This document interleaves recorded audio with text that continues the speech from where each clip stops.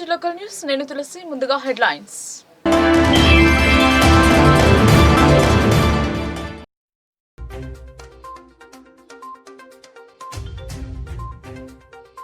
ప్రశాంతంగా ముగిసిన గ్రూప్ 3 పరీక్షలు.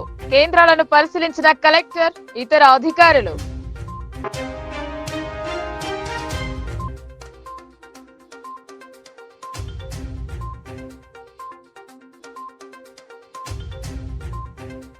ధాన్యం కొనుగోలు చేయడం లేదన్న ఆరోపణలు అవాస్తవం. కొనుగోళ్లను మరింత వేగవంతం చేశామన్న పోచారం.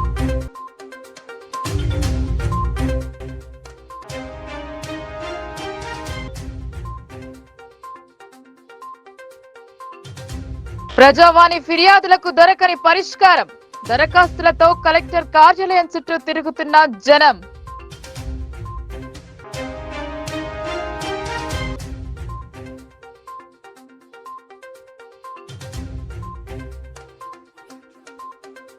హామీల అమలులో కాంగ్రెస్ సర్కార్ విఫలం. పెన్షన్ పెంపు కోసం దివ్యాంగుల ఆందోళన పథం.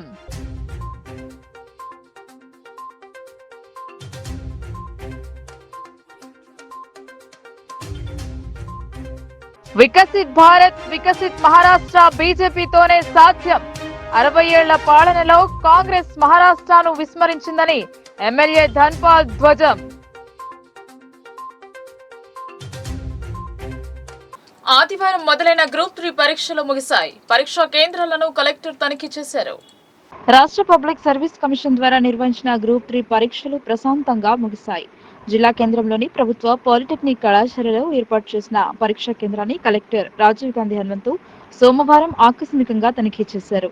పరీక్షలు నిర్వహిస్తున్న తీరును నిశితంగా పరిశీలించారు. నిబంధనలు పక్కాగా పాటిస్తున్నారా లేదా అన్నది పరిశీలించి పలు సూచనలు చేశారు. కట్టుదిట్టమైన ఏర్పాట్ల నడుమ సాఫీగా పరీక్షలు నిర్వహించడం జరిగిందని కలెక్టర్ తెలిపారు. సోమవారం జరిగిన పరీక్షకు జిల్లాలో మొత్తం 19,941 మంది అభ్యర్థులకు గాను 9,880 మంది హాజరు కాగా 10,058 మంది గైర్హాజరు అయ్యారని వివరించారు. సగటున 49.54% హాజరు నమోదయ్యిందని అన్నారు. ఉమ్మడి జిల్లాల కలెక్టర్లతో మాట్లాడి ధాన్యం కొనుగోళ్లను వేగవంతం చేశామని రాష్ట్ర వ్యవసాయ సలహాదారులు బాన్స్వాడ ఎమ్మెల్యే పోచారం శ్రీనివాసరెడ్డి తెలిపారు. రైతులు విక్రయించిన ధాన్యానికి బోనస్ ఇవ్వడం జరిగిందన్నారు. ధాన్యం కొనుగోలు చేయడం లేదన్న ప్రతిపక్షాల ఆరోపణలను పోచారం ఖండించారు. బాన్స్వాడలో వ్యవసాయ శాఖ సలహాదారు MLA Pocharam Srinivasareddy Agros industries chairman Kasula బాలరాజుతో కలిసి మీడియా సమావేశం నిర్వహించారు. 500 బోనస్ వచ్చిన రైతులు పోచారం శ్రీనివాసరెడ్డితో పాటు కాసుల బాలరాజులకు షాల్వా కప్పి స్వీట్ తినిపించారు. నిజామాబాద్ ఉభయ జిల్లాలోని కలెక్టర్లతో రైస్ మిల్లర్ల యజమానులతో మాట్లాడి వరి ధాన్యం కొనుగోలును వేగవంతం అయ్యేటట్టు చేశామని అన్నారు. బాన్సుడ నియోజకవర్గంలో గతంలో కంటే 10 టన్నులు వరి ధాన్యం అధికంగా కొనుగోలు చేశామని అన్నారు. దేశంలో ఎక్కడా లేని విధంగా కనీస మద్దతు ధరతో పాటు 500 రూపాయలు బోనస్ ఎలాంటి షరతులు లేకుండా ప్రభుత్వం ఇచ్చిందన్నారు. ముఖ్యమంత్రి రేవంత్ రెడ్డికి రైతుల తరపున ధన్యవాదాలు తెలిపారు. అనంతరం పార్టీ కార్యాలయం ఆవరణలో రాహుల్ గాంధీ, ముఖ్యమంత్రి రేవంత్ రెడ్డి చిత్రపటాలకు రైతులు, నాయకులు పాలాభిషేకం చేశారు. రైతాంగాల గురించి ప్రభుత్వానికి వ్యతిరేకత లేదు. రైతు అనుకూలంగా నిర్ణయాలు తీసుకునేటువంటి ప్రభుత్వం. అందుకే ఈరోజు బోనస్ ఇచ్చారు. కాబట్టి మిగతా అన్ని కూడా ఇచ్చినటువంటి హామీలు ఎంత ముందైనా అవన్నీ కూడా పూర్తిగా అమలు జరుగుతాయి. మేము ఇంతకంటే కోరమని ఇక్కడ లిమిట్ లేదు, ఏం లేదు. 40 క్వింటాల పండించే రైతు కూడా ఉన్నారు. 20,000 రూపాయలు రైతు బోనస్ వస్తూ ఉన్నాయి. కాబట్టి ఈనాడు బోనస్ చెల్లింపు పడుతుంది. కనీస మద్దతు ధర కూడా చెల్లింపు జరుగుతూ ఉంది. ఇవన్నీ జరుగుతూ ఉంటే హర్షించాల్సింది పోయి నోరుంది కదా అని విమర్శించడం అనేది ఇది కరెక్ట్ కాదు, పద్ధతి కాదు. కాబట్టి ఈనాడు ప్రభుత్వానికి నేను ఒక రైతుగా ఈ చేసినటువంటి సహాయానికి, ఇచ్చినటువంటి బోనస్ కి రాష్ట్ర ప్రభుత్వానికి రైతాంగ తరఫున హృదయపూర్వకంగా ధన్యవాదాలు. వేరే రాష్ట్రాలు వేరే ఇస్తున్నాయి కానీ కనీస మద్దతు ధర కంటే ఎక్కువ 500 రూపాయలు ఇచ్చినటువంటి రాష్ట్రం తెలంగాణలో కాంగ్రెస్ ప్రభుత్వం. ఇన్నేళ్ల చరిత్రలో రైతుకు కనీస మద్దతు ధరతో పాటు 500 రూపాయలు బోనస్ ఇచ్చినటువంటి మొదటి ప్రభుత్వం కూడా ఈ కాంగ్రెస్ ప్రభుత్వం. ఇంతేకాకుండా డబ్బులు వస్తాయా, బోనస్ వస్తుందా? ఎస్, డబ్బులు వస్తున్నాయి, బోనస్ వస్తుంది. గాలి మాటలు మాట్లాడి ప్రభుత్వాన్ని నిందించడానికి మండల స్థాయి అధికారుల నిర్లక్ష్యం వల్ల ప్రజలు ఇబ్బంది పడుతున్నారు. ప్రధానంగా భూములకు సంబంధించిన ఫిర్యాదులు పేరుకుపోతున్నాయి. వాటికి పరిష్కారం కల్పించడంలో రెవెన్యూ యంత్రాంగం విఫలం అవుతుందన్న ఆరోపణలు వెలువెత్తుతున్నాయి. ప్రజావాణి ఫిర్యాదులను సత్వరమే పరిష్కరించాలని జిల్లా కలెక్టర్ ఆదేశిస్తున్నా క్షేత్రస్థాయిలో మాత్రం అమలు జరగడం లేదు. ప్రజావాణి కార్యక్రమానికి ప్రాధాన్యతనిస్తూ ఫిర్యాదులను సత్వరమే పరిష్కరించాలని కలెక్టర్ రాజీవ్ గాంధీ హనుమంతు అధికారులను ఆదేశించారు. సమీకృత జిల్లా కార్యాలయాల సముదాయ సమావేశ మందిరంలో సోమవారం నిర్వహించిన ప్రజావాణి కార్యక్రమానికి 90 ఫిర్యాదులు అందాయి. జిల్లాలోని వివిధ ప్రాంతాల నుండి వచ్చిన ఫిర్యాదుదారులు తమ సమస్యలను కలెక్టర్తో పాటు అదనపు collector Ankit, trainee collector Sanket Kumar, in charge DPO Srinivas, Bodhan ACP శ్రీనివాసులకు విన్నవిస్తూ అర్జీలు సమర్పించారు. కాగా అర్జీలను పెండింగ్ లో పెట్టకుండా ఎప్పటికప్పుడు పరిశీలన జరుపుతూ సమస్యలను సత్వరమే పరిష్కరించాలని కలెక్టర్ అధికారులను ఆదేశించారు. ఈ కార్యక్రమంలో వివిధ శాఖల అధికారులు పాల్గొన్నారు. వృద్ధులు, వితంతువులు, ఒంటరి మహిళల పెన్షన్లు 4,000కు పెంచాలని, వికలాంగుల పెన్షన్లు 6,000 అందించాలని విహెచ్పిఎస్ జిల్లా అధ్యక్షులు బీరప్ప అన్నారు. ఇచ్చిన హామీ అమలు జరపకపోతే ఆందోళన బాట పడతామన్నారు. విహెచ్పిఎస్ నిజామాబాద్ జిల్లా కమిటీ ఆధ్వర్యంలో ముఖ్యమంత్రి రేవంత్ రెడ్డి వైఖరికి నిరసనగా నిజామాబాద్ జిల్లా కేంద్రంలో రీలే నిరాహార దీక్షలు మొదలుపెట్టారు. దివ్యాంగులకు ఇచ్చిన హామీలను అమలు పరచడంలో ప్రభుత్వం విఫలమయ్యిందని ఆరోపించారు. ఇందుకు నిరసనగా ఈ నెల 23 వరకు దీక్షలు జరుపుతామని విహెచ్పిఎస్ జిల్లా అధ్యక్షులు బీరప్ప తెలిపారు. అప్పటిలోగా స్పందించకపోతే 26న కలెక్టరేట్ల ముట్టడి చేపడతామన్నారు. ఈ దీక్షకు ఎంఆర్పీఎస్, ఎంఎస్పీ, ఎంఎంఎస్, ఎంఈఎఫ్ సంపూర్ణ మద్దతు ప్రకటించాయి. ఈ కార్యక్రమంలో విహెచ్పిఎస్ రాష్ట్ర ఉపాధ్యక్షులు నారాయణ, విహెచ్పిఎస్ జిల్లా ఉపాధ్యక్షులు సలీం, విహెచ్పిఎస్ మహిళా విభాగం చిట్టి కృష్ణవేణి, గంధాల గంగాధర్ పంతులు, రాథోడ్, తిరుమల నాయక్, ఆర్ఏ రాజు, రమేష్, గంగాధర్ గౌడ్, భూమయ్య, పర్వీన్ బేగం, అలివేని, సాబెరా, ఎంఈఎఫ్ జిల్లా ఉపాధ్యక్షులు మారుతి, ఎంఎస్పీ జిల్లా ప్రధాన కార్యదర్శి మంద ప్రభాకర్ మాదిగ, ఎంఎంఎస్ జాతీయ నాయకురాలు సత్యక, యమున, ఎంఎంఎస్ రాష్ట్ర నాయకులు సావిత్రి, ఎంఎంఎస్ జిల్లా నాయకురాలు పద్మ, సుధా తదితరులు పాల్గొన్నారు. పేరు బీరప్ప, నేను వికలాంగుల హక్కుల పోరాట సమితి జిల్లా అధ్యక్షుడిని. ఈరోజు ఇక్కడ మన నిజామాబాద్ నగరంలో కాకుండా రాష్ట్ర వ్యాప్తంగా పెన్షన్దారుల రిలే నిరాహార దీక్షలు ఏర్పాటు చేయడం జరిగింది. ఇప్పుడు నిజానికైతే వికలాంగుల ద్రోహి రేవంత్ రెడ్డి వికలాంగులను నట్టేట ముంచిన ఘనత ఈ కాంగ్రెస్ ప్రభుత్వం ముఖ్యమంత్రి రేవంత్ రెడ్డి గారికి దక్కుతుంది. ఈరోజు ప్రభుత్వానికి హెచ్చరిక, ఇక నుండి ప్రభుత్వానికి పెన్షన్దారులకు యుద్ధం ప్రారంభం. అయ్యా రేవంత్ రెడ్డి గారు, రిక్వెస్ట్ చేసి చెప్తున్నాము, గతంలో కూడా చెప్పాము, పెన్షన్దారులు అందరం ఏకమైతే మిమ్మల్ని గద్దెదించే ప్రయత్నం తప్పకుండా జరుగుతుంది.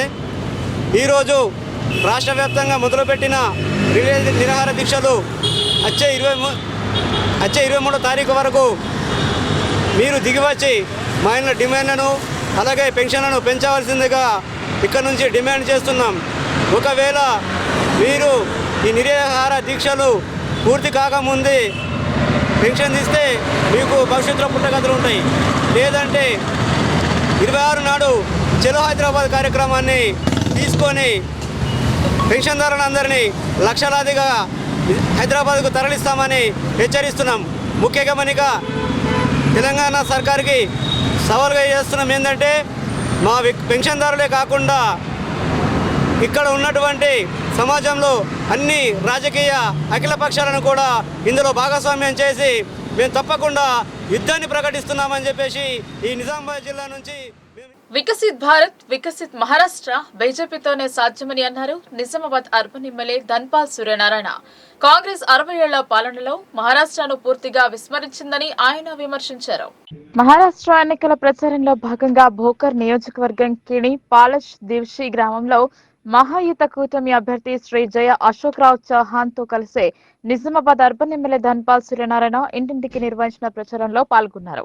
అనంతరం రోహి పింపుల్ గ్రామ్ లో ఏర్పాటు చేసిన సభలో మాజీ ముఖ్యమంత్రి అశోక్ చౌహాన్ తో పాల్గొన్న ఎమ్మెల్యే ధన్పాల్ మాట్లాడుతూ కేంద్రంలో బీజేపీ అధికారంలోకి వచ్చాక మహారాష్ట్రలో వ్యవసాయ రంగం, రోడ్లు, రైల్వేస్, ఇండస్ట్రీస్, ఉపాధి ఇలా అన్ని రంగాలు అభివృద్ధి పదంలో ముందుకు పోతున్నాయని అన్నారు. కుంభకోణాలకు, కమిషన్లకు care of address Congress party అని విమర్శించారు.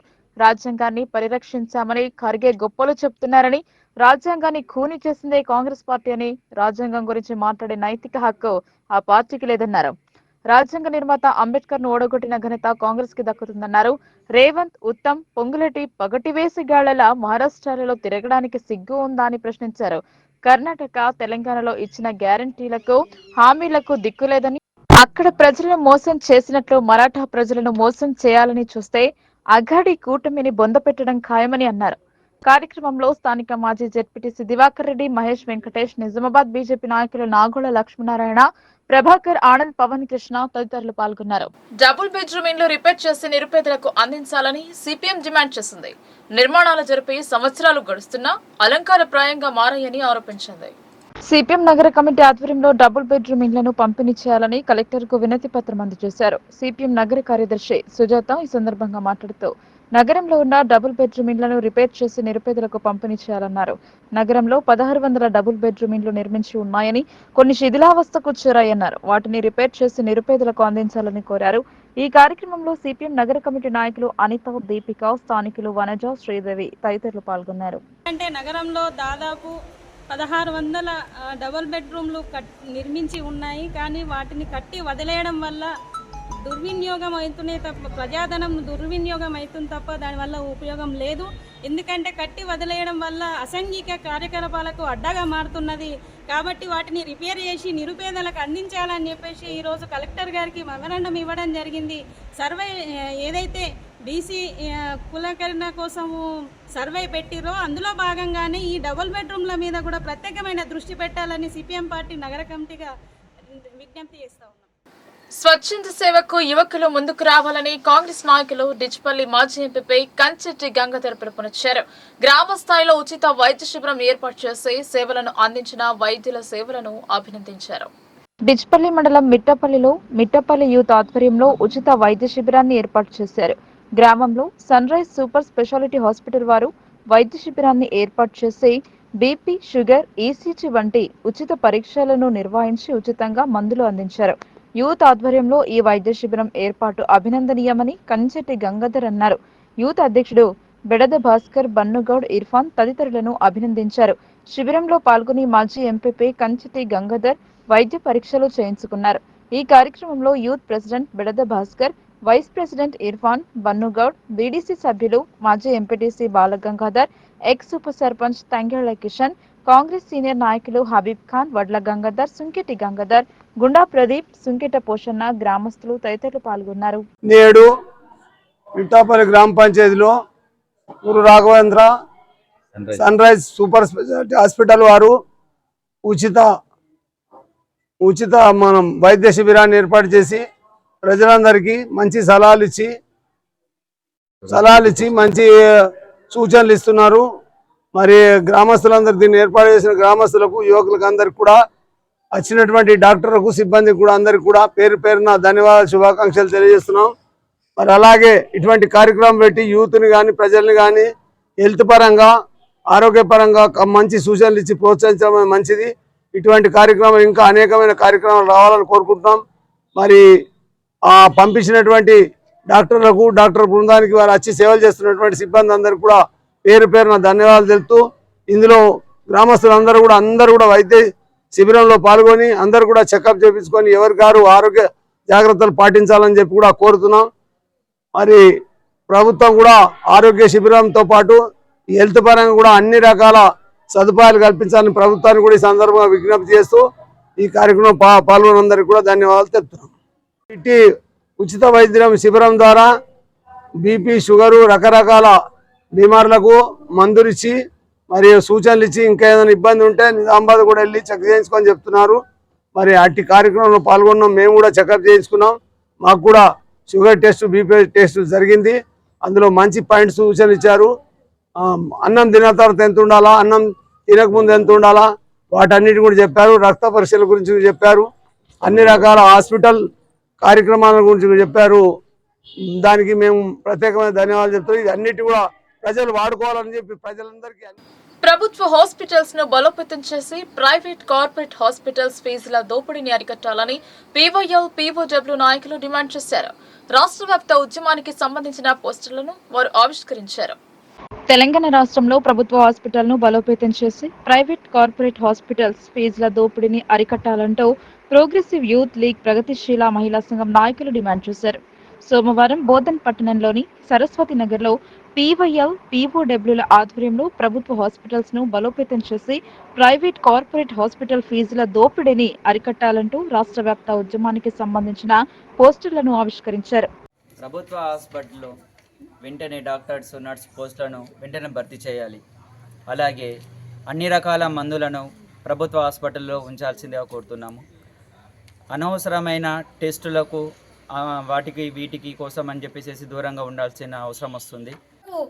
అరికట్టాలి, ఉచిత వైద్యం చెయ్యాలి అని ప్రగతిశీల మహిళా సంఘం డిమాండ్ చేస్తుంది. రాష్ట్ర ప్రభుత్వం ఉపాధ్యాయుల సమస్యలను పరిష్కరించాలని Bahujan teachers association state working president Santosh Naik అన్నారు. రాబోయే గ్రాడ్యుయేషన్ ఎమ్మెల్సీ ఎన్నికల్లో సామాజిక స్పృహ, సేవా దృక్పథం, పోరాట పటిమ ఉన్న అభ్యర్థికే తమ మద్దతు ఉంటుందని తెలిపారు. జిల్లా కేంద్రంలోని ఆర్ఎన్బి అతిథి గృహంలో బహుజన టీచర్స్ అసోసియేషన్ జిల్లా అధ్యక్ష ప్రధాన కార్యదర్శుల ఆధ్వర్యంలో మీడియా సమావేశం నిర్వహించారు.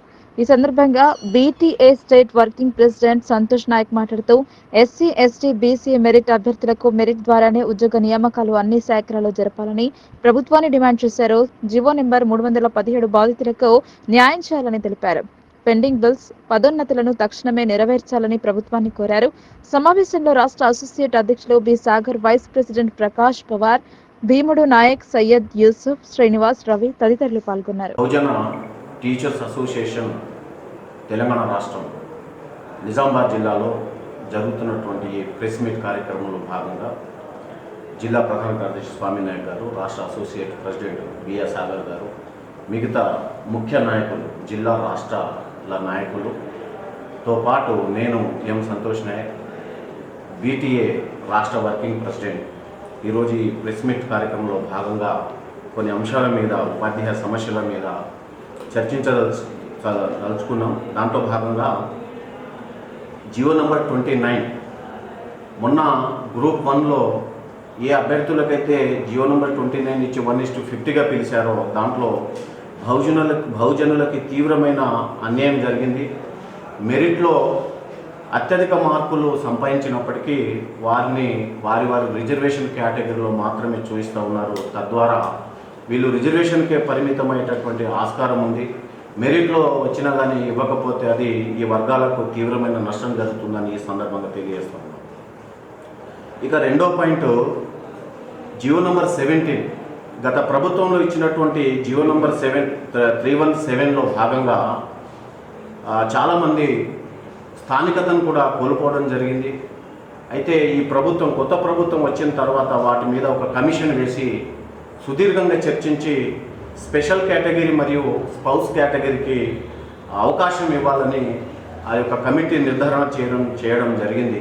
మరి ఆయా జిల్లాల్లో 317లో వెళ్ళినటువంటి అభ్యర్థులు, వారికంటే ముందున్నటువంటి సీనియర్ అభ్యర్థులు ఎవరైతే రిటైర్డ్ అవుతూ ఉన్నారో వారి యొక్క ప్లేసెస్లో విడతల వారీగా మిగతా టీచర్లను నింపుతూ వారికి స్థానికత కోల్పోకుండా చూసుకోవాల్సిన బాధ్యత ప్రభుత్వం మీద ఉందని ఈ సందర్భంగా తెలియజేస్తా ఉన్నాం. అదే రకంగా పిఆర్సి ఈరోజు మొన్న ప్రభుత్వం ఒక డిఏ ప్రకటించడం జరిగింది. ఇక పిఆర్సి విషయానికి వస్తే ఇప్పుడు పెరుగుతున్న ధరలకి అసలు ఈ అన్ని వర్గాల, అన్ని రంగాల ఉద్యోగుల యొక్క వెన్నెముక విరిగిన పరిస్థితి కనిపిస్తూ ఉంది. కాబట్టి వచ్చే కొత్త సంవత్సరంలోనైనా 2025లోనైనా పిఆర్సీని ఇమీడియట్గా ఇంప్లిమెంట్ చేసి ఈ యొక్క ఉద్యోగ వర్గాలకి వీరి యొక్క సమస్యను పరిష్కారం చేయవలసిందిగా కోరుతా ఉన్నాం. రెండవది, పెండింగ్ బిల్స్, చిన్న జీపీఎఫ్ ఖాతాలు కావచ్చు, మెడికల్ రియంబర్స్మెంట్ కావచ్చు, ఒక 50,000, 10,000, లక్ష లోపల ఉన్నటువంటి బిల్లులు చాలా ఉన్నాయి. వాటిని కూడా సకాలంలో ప్రభుత్వం నిధులు మంజూరు చేసి ఖచ్చితంగా ఆల్ ఎంప్లాయీస్ మరియు ముఖ్యంగా టీచర్లకి అవి విడుదల చేయాలని ఈ సందర్భంగా కోరుతా ఉన్నాం. ఇక ఈ మధ్యనే రిటైర్డ్ అయినటువంటి గెస్టెడ్ హెడ్ మాస్టర్స్ వారి యొక్క పోస్టులు కూడా ఖాళీగా ఉన్నాయి. ఒక యువకుడు అనుమానాస్పదంగా గాయపడ్డారు. చికిత్స కోసం జిల్లా ప్రభుత్వ ఆసుపత్రిలో చికిత్స పొందుతూ మృతి చెందాడు. యువకుడి మృతిపై పలు అనుమానాలు వ్యక్తం చేస్తున్నారు పోలీసులు. నిజామాబాద్ నగరంలోని మహమ్మదీయ కాలనీకి చెందిన యాకూబ్ ఖాన్ 2 రోజుల క్రితం అసద్ బాబా నగర్ లో అనుమానాస్పద స్థితిలో గాయపడ్డారు. సంఘటనకు గల కారణాలు తెలియరాలేదు. అసద్ బాబా నగర్ కు చెందిన ఎజాజ్, ఇలియాస్ తో పాటు ఇంకో 3 గుర్తు తెలియని వ్యక్తులు విచక్షణారహితంగా దాడి చేశారని యాకూబ్ ఖాన్ వారి కుటుంబ సభ్యులకు తెలిపారు. 2 రోజులు స్థానిక వైద్యుల వద్ద చికిత్స చేయించారు. పరిస్థితి విషమించడంతో ప్రభుత్వ ఆసుపత్రికి తరలించారు. ఆసుపత్రిలో చికిత్స పొందుతూ యాకూబ్ ఖాన్ మృతి చెందాడు. మెడలో నరాలు చిట్లే అపస్మారక స్థితిలోకి వెళ్లాడని అతడిని కుటుంబ సభ్యులు జిల్లా కేంద్రంలోని ప్రభుత్వ జనరల్ ఆసుపత్రికి తరలించగా చికిత్స పొందుతూ సోమవారం ఉదయం మృతి చెందాడని యాకూబ్ సోదరుడు అయూబ్ తెలిపారు. 6వ టౌన్ పోలీసులు కేసు నమోదు చేసి దర్యాప్తు చేస్తున్నారు. 7 भाया हैं, 7 बहना है। रही बात ये भैया वहाँ पर असद बाबा नगर में रह रहे थे। एजाज और इलियास उसके दोनों भाया हैं सगे। मेन एजाज क्या करा वो तो उनके साथ में बैठ के क्या करा बोले तो बात कर लिया। बात कर लेने के बाद एजाज दोनों गाली गलौज क्या हुए कि फ़ोन खींच लिया था एजाज। भैया दे बोल के गाली दिए गए थे। उसके बाद गया जाने के बाद क्या करा उसके भाई को बोला कहते इलियास को, तो इलियास क्या करा कहते उठ के आया कहते चल बहुत ही कर रहा है इन्हें ओवर बोल के क्या करा कहते इलियास आया और ऐसा एजाज दोनों भाई आए कि नहीं कि मार रहे थे। फिर तीनों और कौन थे कि उन्हें एजाज फ़ोन करा कहते इलियास फ़ोन कर रहे और तीनों को बोले तो टोटली ना 5 जनों आके घर में भैया नहीं थे, भाभी को छोड़ के आए थे ना ससुराल को 3-4 दिन से वहीं से नो भैया अकेले से घर में आए कि नहीं कि भैया को मार दे के लगा हाथा पाँव मोड़ दिए। वो गाड़ी के शाकजोरों से मारे और ऐसे फिर उसके बाद मैं गया घर पे जाके गर्दन भी मोड़ दिया पूरी। फिर उसके बाद इधर हॉस्पिटल को लेके आया मैं। हॉस्पिटल को लेके आने के बाद डॉक्टर आया। आने के बाद एक्सरे निकाले सब निकाले। उसके बाद डॉक्टर क्या बोला मालूम कि हड्डियों का डॉक्टर है कहते हो।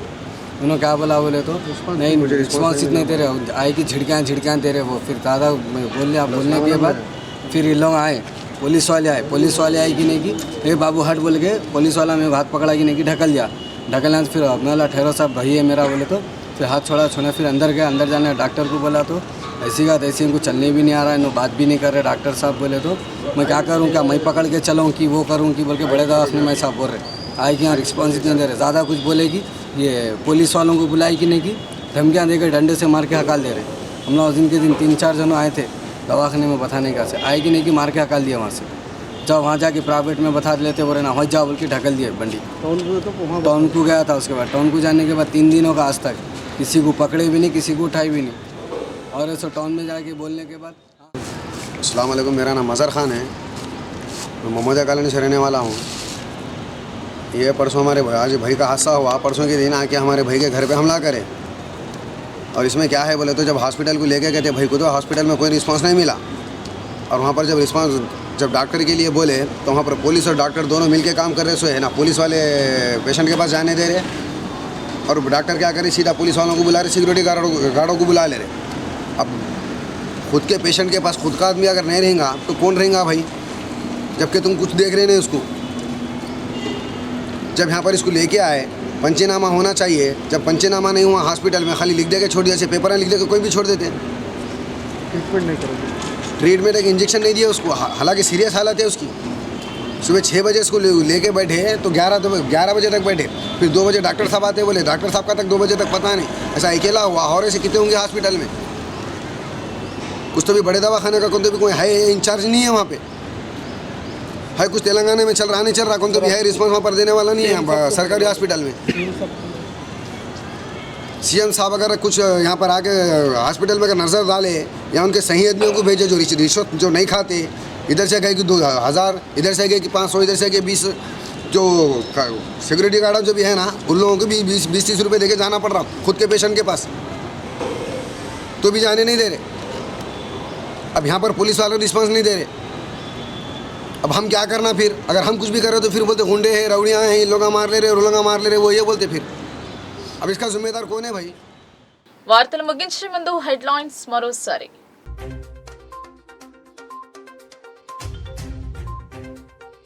ప్రశాంతంగా ముగిసిన గ్రూప్ 3 పరీక్షలు, కేంద్రాలను పరిశీలించిన కలెక్టర్, ఇతర అధికారులు.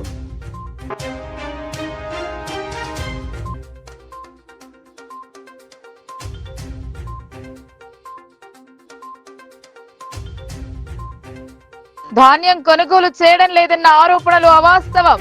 కొనుగోళ్లను మరింత వేగవంతం చేశామన్న పోచారం.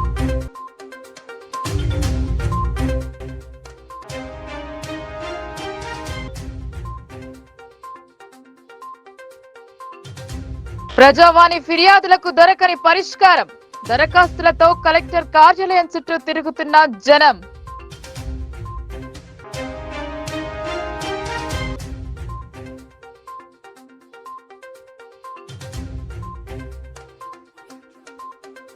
హామీల అమలులో కాంగ్రెస్ సర్కార్ విఫలం. పెన్షన్ పెంపు కోసం దివ్యాంగుల ఆందోళన పథం.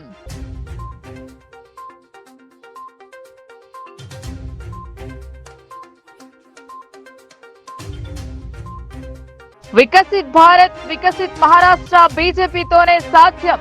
60 ఏళ్ల పాలనలో కాంగ్రెస్ మహారాష్ట్రను విస్మరించిందని ఎమ్మెల్యే ధన్పాల్ ధ్వజం. ఈ వార్తలు ఇంతటితో సమాప్తం. తిరిగి ప్రసారమయ్యే వార్తల్లో మళ్ళీ కలుద్దాం. అంతవరకు చూస్తూనే ఉండండి మీ లోకల్ న్యూస్. మన ఊరు మన వార్త.